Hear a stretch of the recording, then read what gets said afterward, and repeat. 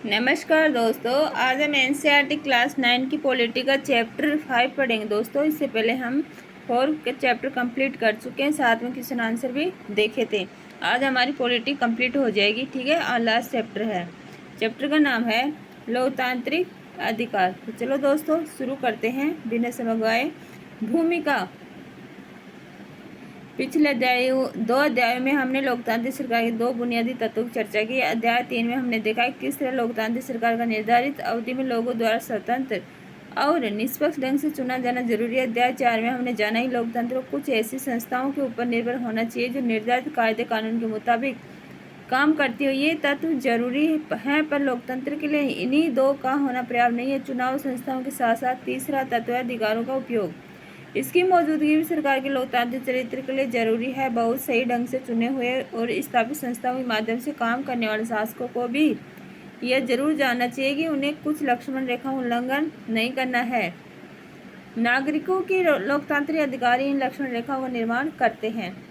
इस पुस्तक के आखिरी अध्याय में हम इसी पर चर्चा करेंगे।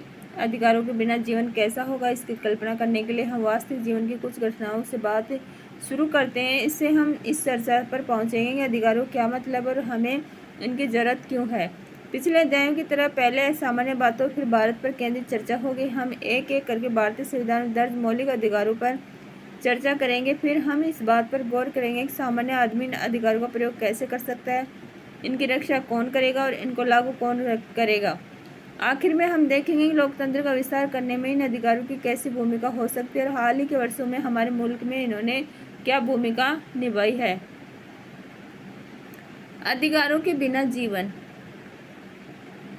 इस किताब में हमने अधिकारों की चर्चा बार बार की है। अगर आप याद करने की कोशिश करें तो हमने इससे पहले के सभी 4 अध्यायों में अधिकारों की बात की है। क्या आप नीचे दिए गए खाली स्थानों को पुराने अध्याय के अधिकारों वाली चर्चा के आधार पर भर सकते हैं। अब पढ़ते हैं। गुआंतानामो बे का जेल। अमेरिकी फौज ने दुनिया भर के विभिन्न स्थानों से 600 लोगों को चुपचाप पकड़ लिया। इन लोगों को गुआंतानामो बे स्थित एक जेल में डाल दिया। क्यूबा के निकट स्थित इस टापू पर अमेरिकी नौसेना का कब्जा है। अमेरिकी सरकार कहती है कि ये लोग अमेरिका के दुश्मन हैं और न्यूयॉर्क में हुए 11 सितंबर 2001 के हमलों से इनका संबंध है। अनस के पिता जमील अल-बन्ना उन 600 लोगों में से है जिन्हें केवल संदेह के आधार पर पकड़कर जेल में डाल दिया गया।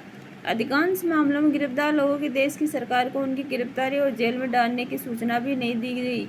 अन्य कैदियों की तरह जमील के परिवार वालों को भी अखबार के माध्यम से ही खबर मिली कि उसे भी जेल में रखा गया है। इन कैदियों के परिवार वालों, मीडिया के लोगों और यहाँ तक कि संयुक्त राष्ट्र के प्रतिनिधियों को भी उनसे मिलने की इजाज़त नहीं दी जाती। अमेरिकी सेना ने उन्हें गिरफ्तार किया, उनसे पूछताछ और उसी ने फैसला किया कि किसे जेल में डालना और किसे नहीं। न तो किसी भी जज के सामने मुकदमा चला और ना ही ये कैदी अपने देश की अदालत का दरवाज़ा खटखटा सके। एक अंतर्राष्ट्रीय मानवाधिकार संगठन एमनेस्टी इंटरनेशनल ने गुआंतानामो बे के कैदियों की स्थिति के बारे में सूचना इकट्ठी की और बताया कि उनके साथ ज्यादती की जा रही है। उनके साथ अमेरिकी कानून के अनुसार व्यवहार नहीं किया जा रहा है। अनेक कैदियों ने भूख हड़ताल करके इन स्थितियों के खिलाफ विरोध करना चाहा, पर उनको जबरदस्ती खिलाया गया या ना के रास्ते उनके पेट में भोजन पहुंचाया गया। जिन कैदियों को आधिकारिक रूप से निर्दोष करार दिया गया था उनको भी नहीं छोड़ा गया। संयुक्त राष्ट्र द्वारा कराई गई एक स्वतंत्र जांच से भी इन बातों की पुष्टि हुई। संयुक्त राष्ट्र के महासचिव ने कहा कि गुआंतानामो बे जेल को बंद कर देना चाहिए। अमेरिकी सरकार ने इन अपीलों को मानने से इनकार कर दिया। सऊदी अरब में नागरिक अधिकार। गुआंतानामो बे का उदाहरण एक अपवाद जैसा, क्योंकि इसमें एक देश की सरकार दूसरे देशों के नागरिकों के अधिकारों का उल्लंघन कर रही है। आइए अब सऊदी अरब का उदाहरण देखें और वहाँ की सरकार अपने नागरिकों को कितनी आज़ादी देती है, इस पर गौर करें। जरा इन तथ्यों पर विचार करें। देश में एक वंश का शासन चलता है और राजा या शाह को चुनने या बदलने में लोगों की कोई भूमिका नहीं होती। शाह ही विधायिका और कार्यपालिका के लोगों का चुनाव करते हैं। जजों की नियुक्ति भी शाह करते हैं और वे उनके फैसलों को पलट भी सकते हैं।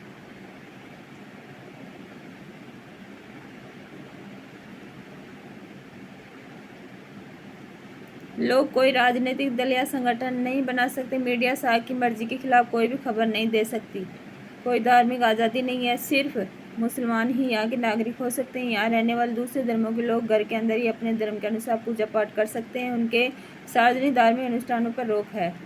औरतों को वैधानिक रूप से मर्दों से कमतर का दर्जा मिला हुआ है और उन पर कई तरह की सार्वजनिक पाबंदियां लगी हैं। मर्दों को जल्दी स्थानीय निकाय के चुनाव के लिए मताधिकार मिलने वाला है, जबकि औरतों को यह अधिकार नहीं मिलेगा। ये बातें सिर्फ सऊदी अरब पर ही लागू नहीं होती। दुनिया में ऐसे अनेक देश हैं जहाँ ऐसी स्थितियाँ मौजूद हैं। कोसोवो में जातीय नरसंहार। आप ये सोच सकते हैं कि ये चीज़ें सिर्फ राजशाही में चल सकती है और चुनी हुई सरकार वाली शासन व्यवस्था में ऐसा नहीं होगा। पर कोसोवो की इस कथा पर गौर कीजिए।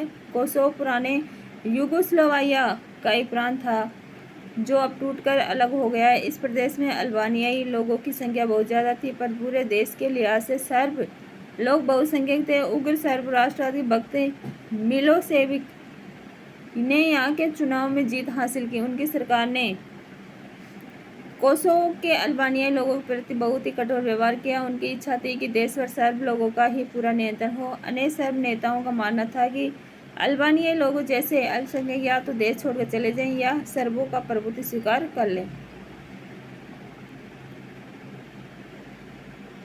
कोसोवो के एक शहर में अप्रैल 1999 में एक अल्बानियाई परिवार के साथ कुछ ऐसी घटना हुई। 74 वर्षीय बत्तीसा होक्शा अपनी रसोई में अपने 77 वर्षीय पति जेद के साथ बैठी आग तप रही थी। उन्होंने विस्फोटों की आवाज़ सुनी, पर उनको यह एहसास नहीं हुआ कि सर्बिया की फौज शहर में घुस आई है।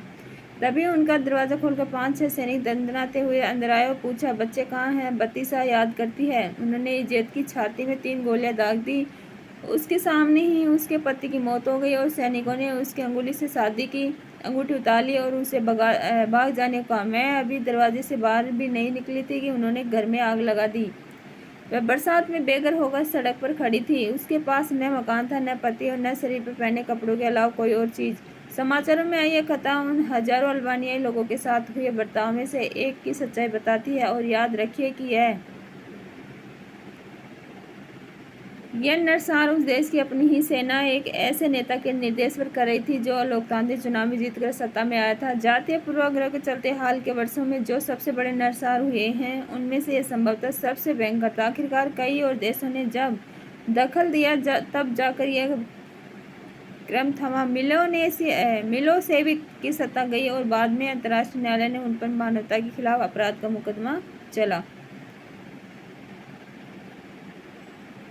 अब पढ़ते हैं लोकतंत्र में अधिकार। हमने पहले जिन उदाहरणों का जिक्र किया है उन सब पर विचार कीजिए। हर उदाहरण में जिसे कष्ट हुआ उसके बारे में सोचिए। गुआंतानामो के कैदियों, सऊदी अरब की औरतों, कोसोवो के अल्बानियाई लोगों और भारत में 1984 तथा 2002 के दंगों का शिकार हुए लोगों के बारे में सोचिए। अगर आप इनकी जगह होते तो आपके मन में क्या विचार आते हैं? अगर आपके हाथ में महत्वपूर्ण फैसले करने का अधिकार हो तो आप उपयुक्त घटनाओं को न होने देने के लिए क्या करेंगे?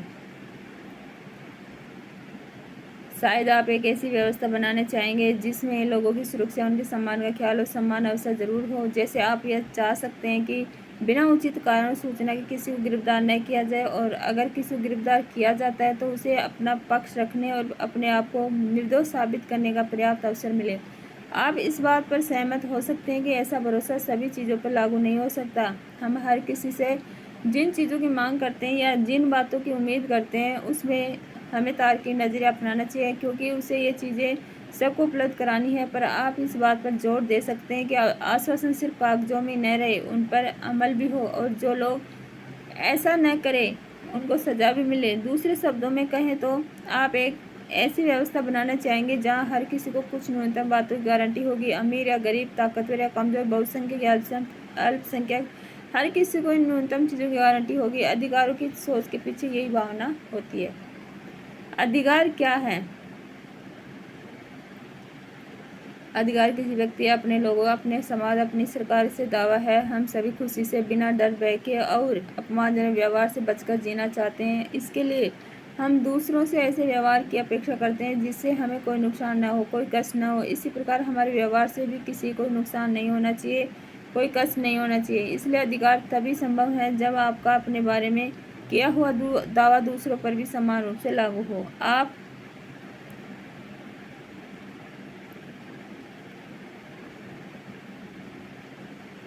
आप ऐसे अधिकार नहीं रख सकते जो दूसरों को कष्ट दे या नुकसान पहुंचे। आप इस तरह क्रिकेट खेलने के अधिकार का दावा नहीं कर सकते कि पड़ोसी की खिड़की के शीशे टूट जाए और आपके अधिकार को कुछ न हो।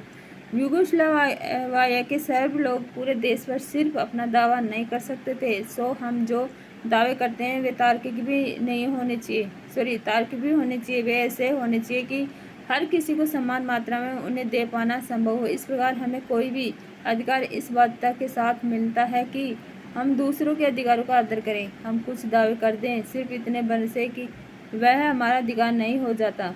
उसे उस समाज में भी स्वीकृति मिलनी चाहिए जिसमें हम रहते हैं। हर समाज अपने आचरण को व्यवस्थित करने के लिए कुछ कायदे कानून बनाता है। ये कायदे कानून हमें बताते हैं कि क्या सही है क्या गलत। समाज जिस चीज़ को सही मानता है, सबके अधिकार लायक मानता है, सबके अधिकार लायक मानता है, वही हमारे भी अधिकार होते हैं। इसलिए समय और स्थान के हिसाब से अधिकारों की अवधारणा भी बदलती रहती है। 200 साल पहले अगर कोई कहता है कि औरतों को भी वोट देने का अधिकार होना चाहिए तो उसे अजीब माना जाता।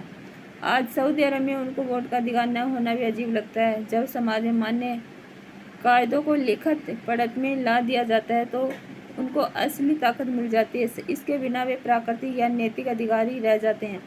गुआंतानामो बे के कैदियों को अपने दमन का विरोध करने का, उसे गलत बनाने का सिर्फ नैतिक अधिकार है, पर वे इसके भरोसे किसी ऐसे व्यक्ति या संस्था के पास नहीं जा सकते जो उन्हें लागू करा दे। जब कानून कुछ दावों को मान्यता देता है तो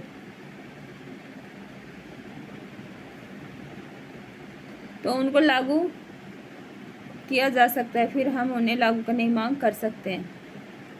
अगर अन्य नागरिक या सरकार इन अधिकारों का आदर नहीं करते हैं, इनका उल्लंघन करते हैं, तो हम उसे अपने अधिकारों का हनन करते हैं। ऐसी स्थिति में कोई भी नागरिक अदालत का दरवाज़ा खटखटा सकता है, अपने अधिकारों की रक्षा की मांग कर सकता है। इसलिए हम अगर किसी दावे को अधिकार कहते हैं तो उसमें ये 3 बुनियादी चीज़ें होनी चाहिए। अधिकार लोगों के तार्किक दावे हैं, उन्हें समाज से स्वीकृत और अदालतों द्वारा मान्यता मिली होती है। अब पढ़ते हैं लोकतंत्र में अधिकारों की क्या जरूरत। लोकतंत्र की स्थापना के लिए अधिकारों का होना जरूरी है। लोकतंत्र हर नागरिक को वोट देने और चुनाव लड़कर प्रतिनिधि चुनने जाने का अधिकार है। लोकतांत्रिक चुनाव हो, इसके लिए लोगों को अपने विचारों को व्यक्त करने की राजनीतिक पार्टी बनाने और राजनीतिक गतिविधियों की आज़ादी का होना जरूरी है। लोकतंत्र में अधिकारों एक खास भूमिका भी है कि ये अधिकार बहुसंख्यक के दमन से अल्पसंख्यकों की रक्षा करते हैं। ये इस बात की व्यवस्था करते हैं कि बहुसंख्यक किसी लोकतांत्रिक व्यवस्था में मनमानी न करे।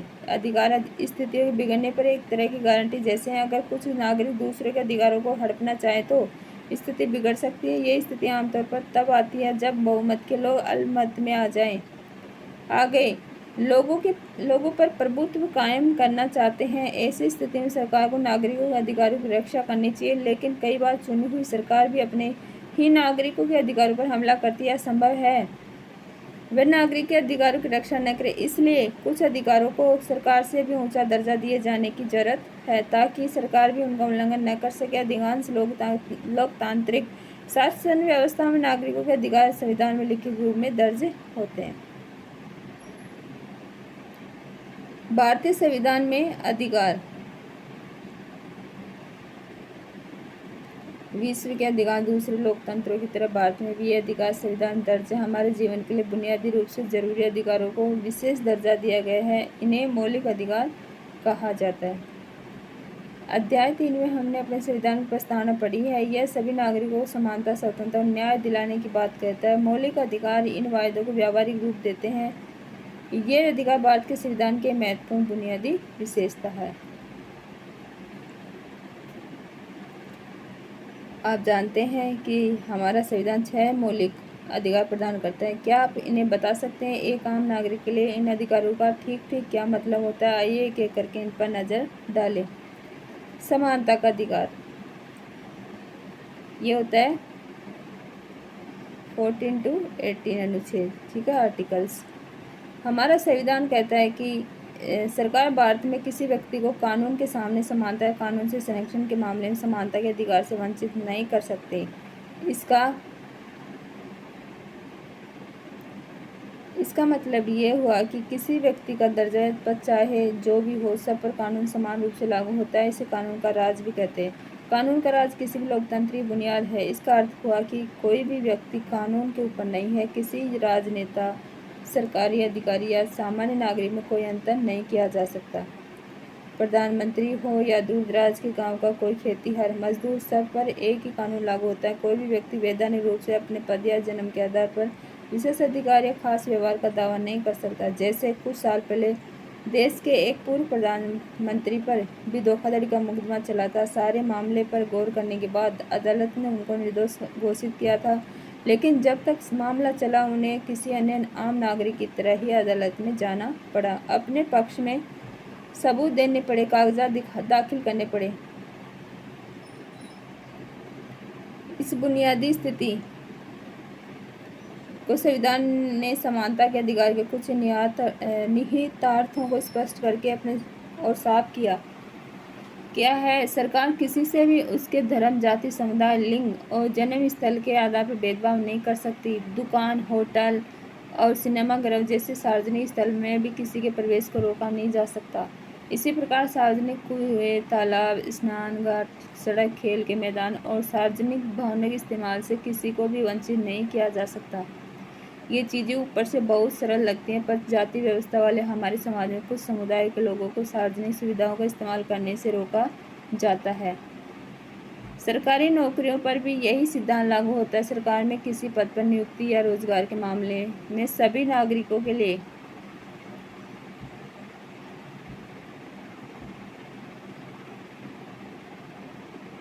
ये देखो अपने मौलिक अधिकार, 6 मौलिक अधिकार, पहले 7 थे लेकिन एक को हटा दिया गया, संपत्ति के अधिकार। ठीक है, उसका अनुच्छेद 300 क में रखा गया है। तो ये 6 अधिकार अपने मौलिक अधिकार। पहला है समानता का अधिकार, फिर आता है स्वतंत्रता का, ये फर्स्ट, ये सेकंड, फिर आता है शोषण के विरुद्ध, थर्ड, फिर फोर्थ आता है धार्मिक स्वतंत्रता का अधिकार, फिर फिफ्थ आता है शैक्षिक और सांस्कृतिक अधिकार, फिर सिक्स्थ आता है अपना संवैधानिक उपचारों का अधिकार।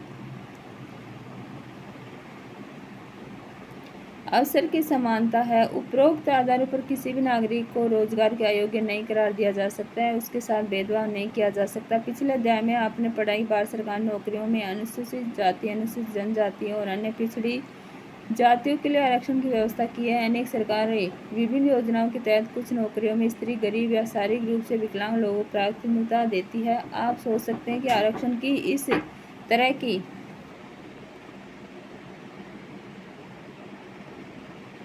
इस तरह की व्यवस्था समानता के अधिकार के खिलाफ है, पर असल में ऐसा नहीं है। समानता का मतलब है हर किसी से उसकी ज़रूरत का ख्याल रखते हुए समान व्यवहार करना। समानता का मतलब है हर आदमी को उसकी क्षमता के अनुसार काम करने का समान अवसर उपलब्ध कराना है। कई बार अवसर की समानता सुनिश्चित करने भर के लिए ही कुछ लोगों को विशेष अवसर देना जरूरी होता है। आरक्षण यही करता है। इसी बात को साफ करने के लिए संविधान स्पष्ट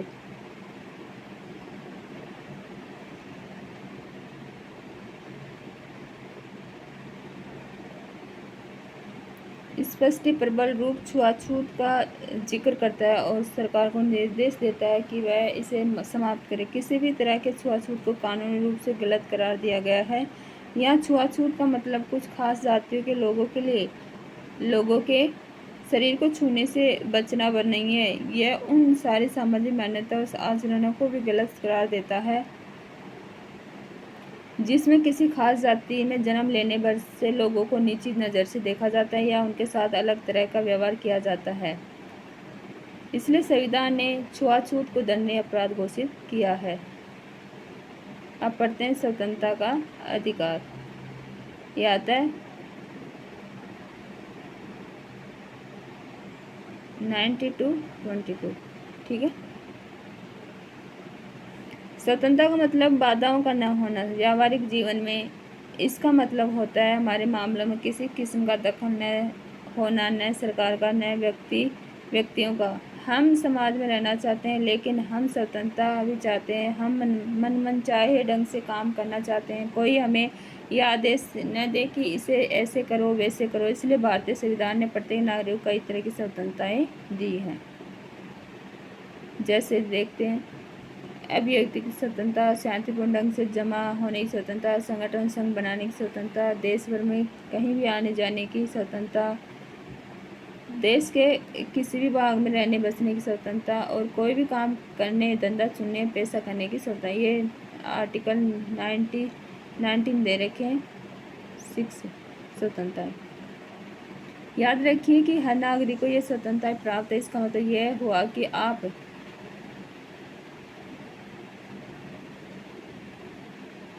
अपनी स्वतंत्रता का ऐसा उपयोग नहीं कर सकते जिससे दूसरी स्वतंत्रता का हनन होता हो। आपकी स्वतंत्रता सार्वजनिक परेशानी या अव्यवस्था पैदा नहीं कर सकती। आप वह सब करने के लिए आज़ाद हैं जिससे दूसरों को परेशानी न हो। स्वतंत्रता का मतलब असीमित मनमानी करने का लाइसेंस या पा लेना नहीं है। इसी कारण समाज के व्यापक हितों को देखते हुए सरकार हमारी स्वतंत्रता पर कुछ किस्म की पाबंदियाँ लगा सकती है। अभिव्यक्ति की आज़ादी हमारे लोकतंत्र की एक बुनियादी विशेषता है। अभिव्यक्ति की आज़ादी में बोलने, लिखने, कला के विभिन्न रूपों में स्वयं को व्यक्त करना शामिल है। दूसरों से स्वतंत्र ढंग से विचार विमर्श और संवाद करके ही हमारे विचारों और व्यक्तित्व विकास होता है। आपकी राय दूसरों से अलग हो सकती है। संभव है कि कई सौ लोग एक ही तरह से सोचते हों, तब भी आपको अलग राय रखने और व्यक्त करने की आज़ादी है। आप सरकार की किसी नीति से या किसी संगठन की गतिविधियों से असहमति रख सकते हैं। अपने माँ बाप, दोस्तों या रिश्तेदार से बातचीत करते हुए आप सरकार की किसी नीति या किसी संगठन की गतिविधियों की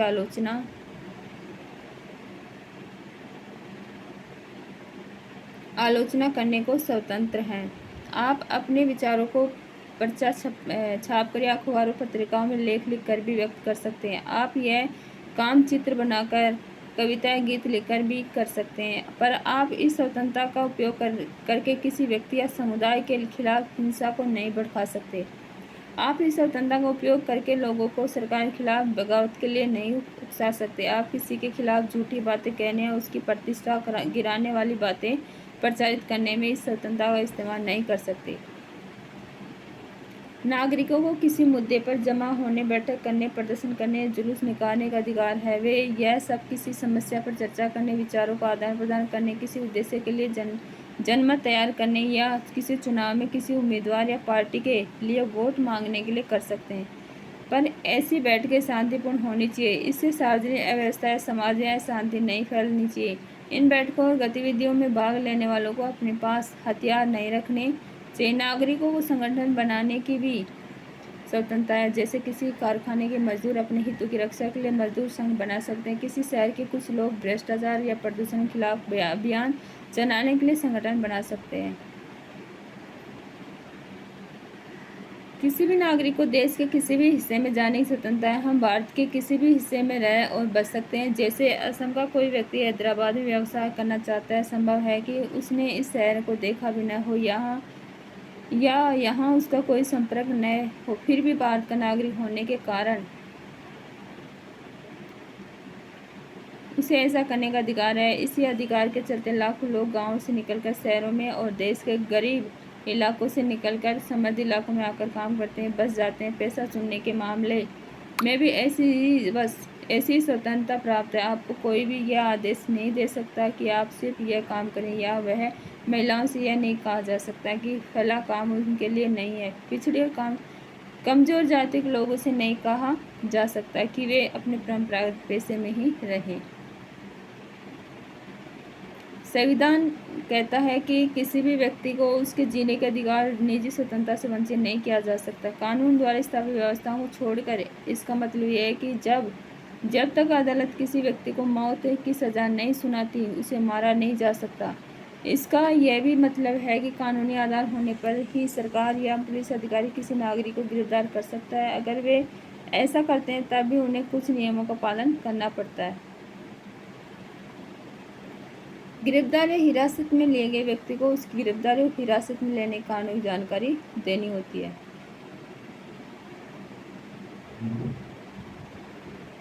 गिरफ्तार या हिरासत में लिए गए व्यक्ति को सबसे निकट के मजिस्ट्रेट के सामने गिरफ्तार के 24 घंटे के अंदर प्रस्तुत करना होता है। ऐसे व्यक्ति को वकील से विचार विमर्श करने और अपने बचाव के लिए वकील रखने का अधिकार होता है।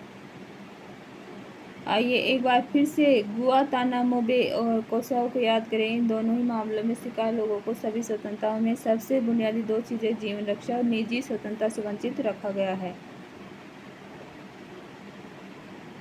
तो दोस्तों आज हम यहीं तक पढ़ते हैं और नेक्स्ट पार्ट में हम जल्दी कंप्लीट करने की कोशिश करेंगे और जल्दी मिलते हैं। Thank you.